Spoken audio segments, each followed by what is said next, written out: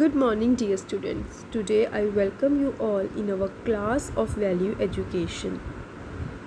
Today's topic is Chapter 5 Praise and Criticism. Praise, the expression of approval or admiration for someone or something.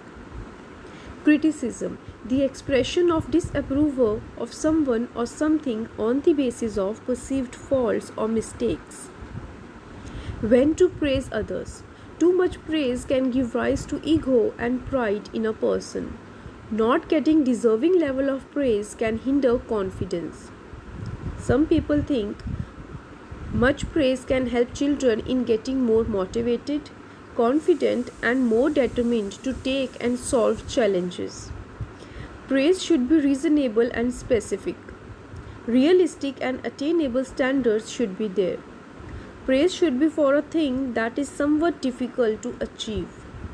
Praise should give motivation. Praise should not focus upon comparison between people. Dopamine. The pleasure chemical in the brain is released when we are fully engaged in our work and not when we receive a reward. Criticism. Criticism is very important in life. We should accept criticism. We are humans, we make mistakes. If we are in a position of power, we are celebrities or public personalities, we will surely get criticism. Nothing is wrong in making mistakes.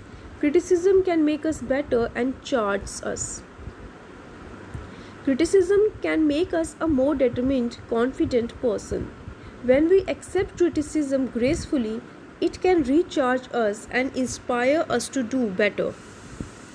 Balancing praise and criticism. Ideal ratio of praise and criticism is difficult to achieve.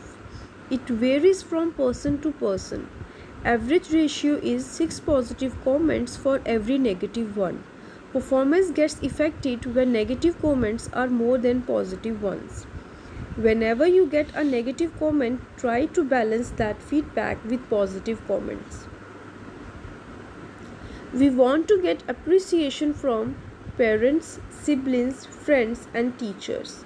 We should not spend our time and energy in pleasing others. We should remain what we actually are. Constructive criticism. Constructive criticism is the process of offering valid and well-reasoned opinions about the work of others, usually involving both positive and negative comments, in a friendly manner rather than an oppositional one. We should not always expect to receive only praise. If we do this, we are depriving ourselves from getting valuable lessons of life. It is an advice that is useful, practical, and valid. It has support of facts, experiments, and information. Why to accept constructive criticism? To grow, to not to become too satisfied and mediocre, to build self-esteem, to experience a learning process. We should accept it and learn from it. Whenever we get constructive criticism, for example from our teachers, parents, friends, we should look inside our mind and heart and try to reason about it. If you have not given your best and you get criticized, then take it and learn from it and always move forward. This is the best you can do. When you criticize yourself, your results are negative. When you approve of yourself, your changes are positive. Thank you.